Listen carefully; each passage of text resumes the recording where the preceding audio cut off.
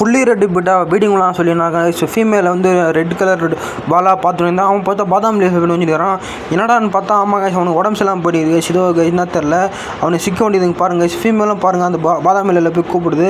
சரி நானும் எடுத்து பார்த்தா கொஞ்சம் ஓரளவு ஆக்டிவ் வந்தாங்க. ஆனால் வந்து பார்த்தீங்கன்னா அவன் பீடிங்கே ரெடி ஆகல கைஸ். வெறும் வந்து சும்மா தொத்துறான் அவ்வளோதாங்க. அவனுடைய ஆக்டிவேஷனே சரியில்லை. ஏன்னா வந்து நான் வந்து குட்டியாக வந்து வளர்க்குறேன் அவனை. அதனால் பார்த்தீங்கன்னா குரூமிங் பண்ணும்போது நல்லா தான் ஆக்டிவ் தான்.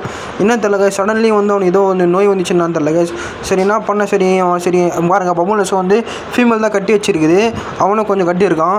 ஆனால் வந்து அவன் ரொம்ப ஆக்டிவாக இல்லை கைஸ். ரொம்ப வந்து டல்லாக இருந்தான். சரி என்னடா அது ரொம்ப ஆசையாக வாங்கினது. அது மட்டும் இல்லாமல் பீடிங் விடும்போது பார்த்து இந்த மாதிரி ஆச்சு சொல்லி என்ன பண்ண கைஸ், அவனை வந்து ட்ரெஸ் பண்ணக்கூடாதுன்னு என்ன பண்ணேன். சரி அவனை தனியாக ஒரு டப்பாவில் பிடிச்சிட்டாங்க கைஸ். டப்பாவில் பிடிச்சி என்ன பண்ணேன், டெட்ராசைக்ளின் கைஸ் அந்த மாத்திரையை கொஞ்சம் போட்டு விடலாம். ஏன்னா வந்து அவனை ரிகவர் பண்ணலாம் சொல்லி பாருங்கள். அவனை ரக்கெல்லாம் ரொம்ப பெருசாக இருக்கானா. இப்போ பார்த்தீங்கன்னா வந்து ரொம்ப இதுவாக இருக்குது. டெட்ராசைக்ளின் மாத்திரை கொஞ்சம் போட்டுட்டாங்க கைஸ்.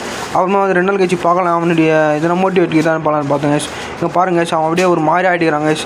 என்ன பண்ணுறது தெரியல. ஆசையாக வாங்கின பீட்டா போச்சு இந்த மாதிரி சிவப்பு கலர் இந்த மாதிரி ஆச்சு.